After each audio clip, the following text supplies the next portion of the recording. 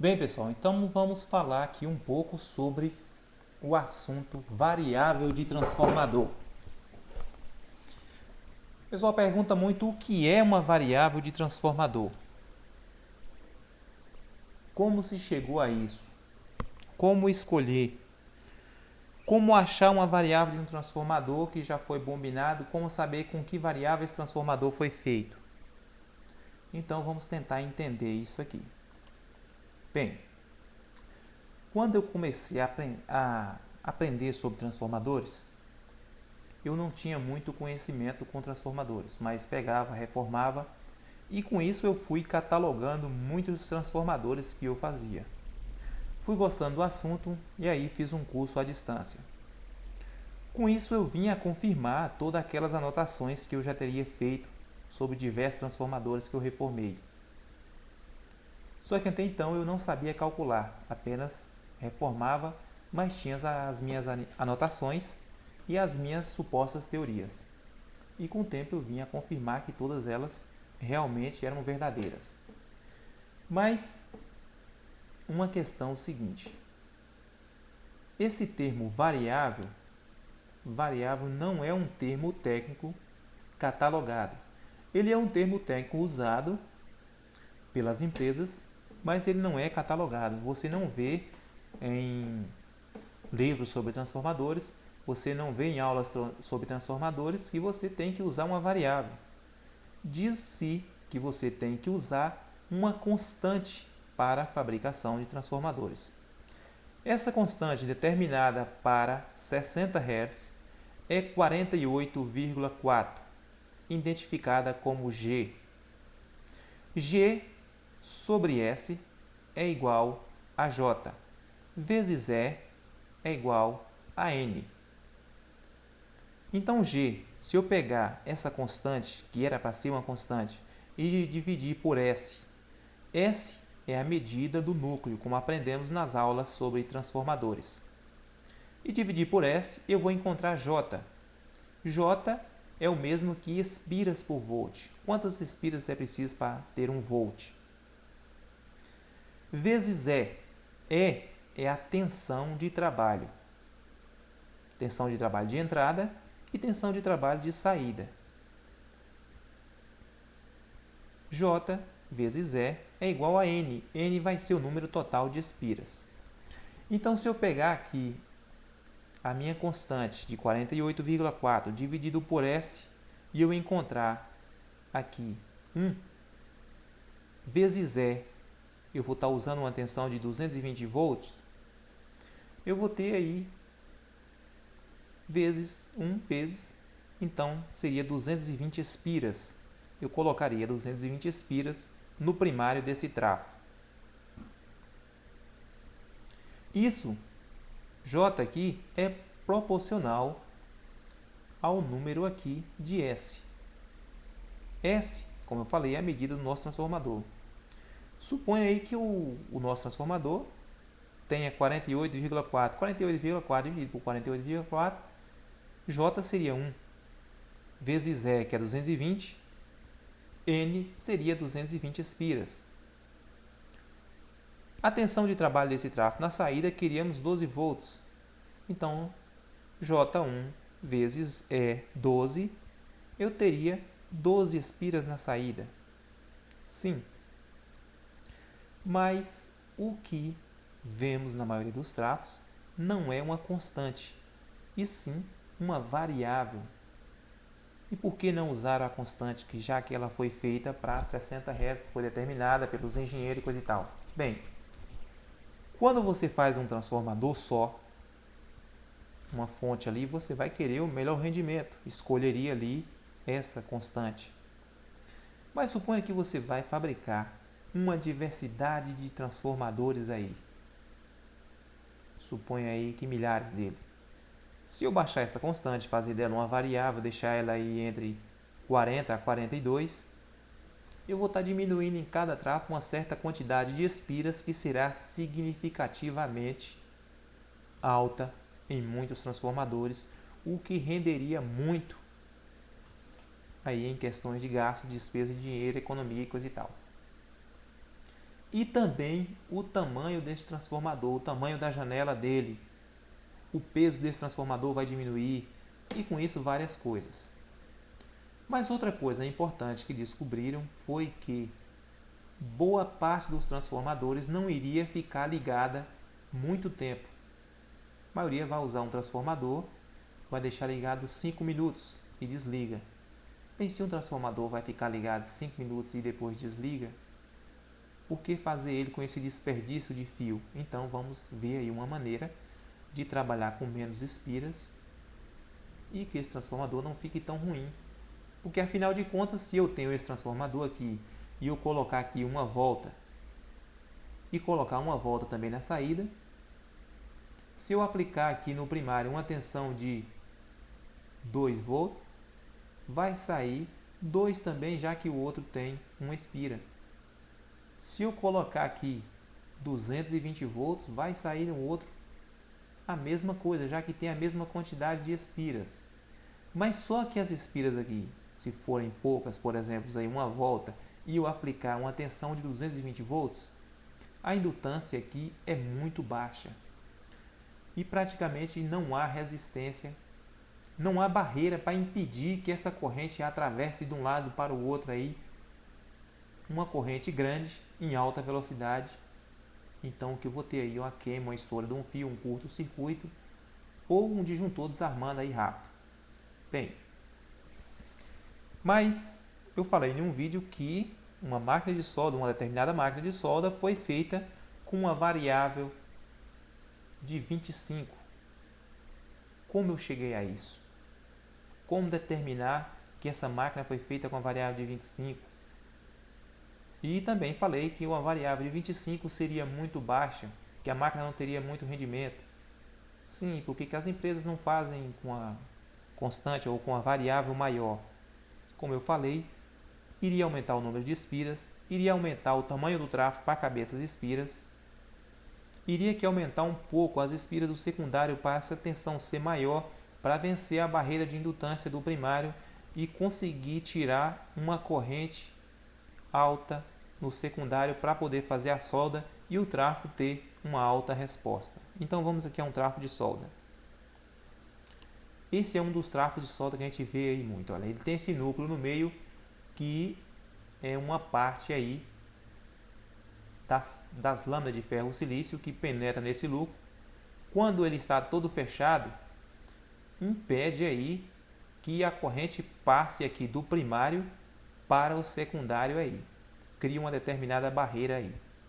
Quando esse núcleo está todo aberto, deixando aí o U praticamente livre, a corrente passa praticamente pelas essas pernas aqui e chega aí ao secundário quase sem barreiras. Bem, como se diz um transformador, é quando esse enrolamento primário está eletricamente isolado aqui do secundário.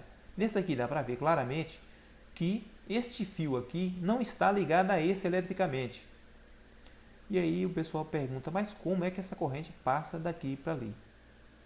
Essa corrente ela é induzida. Como esses fios aqui estão enrolados aí em forma de espiral, há um certo magnetismo dele criado aí pela corrente alternada que faz com que fique circulando aqui uma onda. E isso permeia no ferro magnético que vem induzir uma tensão no secundário, já que ele está cortando esse secundário, está cortando aqui esse campo. Como ele está cortando esse campo aí, então vai induzir nele aí uma corrente. Bem, mas voltando aqui ao assunto, como se chega à variável que foi feita esse transformador? Vamos aqui. Essa foi uma foto que um amigo fez aí em 3D e me enviou aí. Muito obrigado, que eu não sei fazer muito essa questão de desenho. Mas ele me enviou essa foto e várias outras aqui. Gostei muito. Ele falou, a gente pode usar aí nos seus vídeos aí e tal. Gostei muito. Então tá. Então, quando vamos fazer a medida de um transformador, a gente mede o que aqui? Mede o total de lâminas que ele tem. Aqui é um transformador em E. Em E, em I, para fechar I. Então vamos medir aqui todas essas lâminas empilhadas, mais essa perna central aqui do E, que é onde está o enrolamento. Então, medimos aqui e suponha que deu 4. Aqui deu 5. 4 vezes 5, temos aí um núcleo de 20. Pronto, temos um núcleo de 20. Mas suponha que, observamos aqui no secundário, esse travo já está bobinado, e esse secundário temos aqui 5 espiras. Esse travo tem 5 espiras no secundário, nos fornecendo 10 volts. Se eu pegar essas 5 espiras, aqui, dividir pelos 10 volts, o que eu vou ter aí? Eu vou ter em cada meia espira 1 volt. Então, eu tenho 0,5 espira, meia espira para cada volt. Meia espira vezes 20, que é a medida daquele transformador ali. Então, ele foi feito com a variável de 10. Essa é a suposição. Esse transformador foi feito com a variável de 10. Não é que esse transformador está com essa variável. Isso aqui é só uma expressão. Esse transformador aqui, se ele fosse feito com essa variável de 10, seria muito saturado esse núcleo aí. Ele poderia vir aí, de certa forma, até a explodir de tanta corrente que ia passar aí em pouco tempo. Só se fosse um período muito curtíssimo aí, ele ficar ligado. Mas vamos aqui a esse transformador de solda. Esse transformador de solda, temos no secundário dele 25 espiras. Temos no secundário dele 25 espiras, nos fornecendo 50 volts. É a mesma situação. Vamos ter aqui 25 espiras dividido por 50. Vamos ter meia espira por cada volt. Meia espira por volt vezes o núcleo desse transformador, que é 50. Então, ele foi construído com a variável de 25. Essa foi a variável que usaram nesse transformador. Bem, mas e se eu quisesse construir esse transformador aí, ele tem um núcleo de 50 e eu quero usar uma variável de 25, quantas espiras eu vou precisar? Vamos pegar aqui nossa variável de 25, dividir por núcleo, que é 50. Vamos ter aqui J igual a 0,5. Vezes a tensão de trabalho do primário. Qual a tensão de trabalho do primário que a gente vai trabalhar nesse trafo? 220 volts. Vamos ter aí 110 espiras no primário desse trafo. Mas vamos trabalhar com a corrente, vamos trabalhar com 50 volts no secundário, vezes 0,5 vezes 50. Vamos ter aí 25 espiras no secundário. Então, o que você vai fazer? Quando você encontra um transformador e quer descobrir qual foi a variável usada naquele transformador, que ele funcionou tão bem, você quer repetir a dose ali e tal, você vai colocar o mesmo tanto de espira que tinha, mas você queria saber com que variável que foi feito. Você vai pegar o quê? Vai pegar J daquele trafo, J vezes S. J vezes S é igual à variável que foi feito o transformador. É igual a gente fez aqui. Esse transformador de solda foi feito com meia espira por volt, que é J, vezes S, que é 50. Vamos ter lá a variável que foi usada, 25. Então, temos a variável de 25. Recapitulando, G é a constante. Constante é algo que não muda. Dividido por S. S é a área do transformador, a área útil. S é aqui essa área, vezes essa. Seria aqui, olha, A vezes B, que seria o núcleo do transformador, que seria S. S dividido, ou melhor, G dividido por S é igual a J. J é o número de espiras por volt. quantas espiras vai ser necessário para cada volt, vezes é a tensão que vamos trabalhar na saída, na entrada ou na saída. Vamos encontrar N, que é o total de espiras que vamos precisar nesse transformador. Então estaria aí feito para a gente escolher um melhor modo de fazer esse transformador. Como eu vou escolher, no caso, a variável, que eu não vou escolher mais constante? A variável você vai escolher de acordo com o rendimento do seu transformador. Você quer que esse transformador fique mais tempo ligado? Aproxime mais de 48,4. Quer que ele vai ficar menos tempo ligado?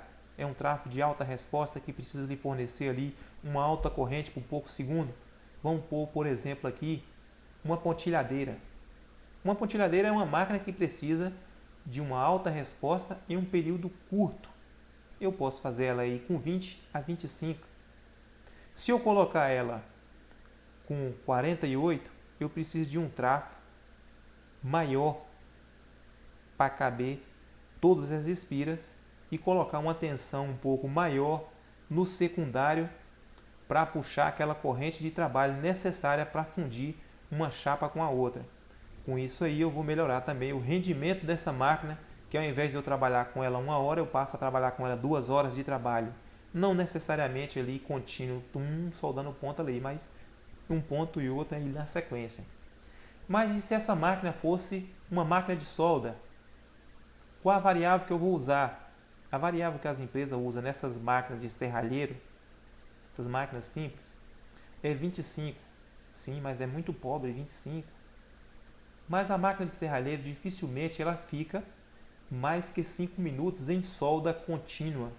Geralmente é 1 minuto, 2 no máximo, que o serralheiro pega ali um eletrodo, levanta, de novo, de novo, de novo. Aquela maquininha de solda que eu fiz aí, por que vocês viram soldando, levantando o eletrodo? Solda, levanta o eletrodo. Porque aquela máquina não tem um rendimento alto para você chegar e dar uma solda, derreter um eletrodo todo. Ela vai cair na tensão, chega a um ponto que o eletrodo gruda. E isso aí começa a passar no primário uma maior corrente. Tensão do secundário a zero, a corrente também no secundário vai às alturas.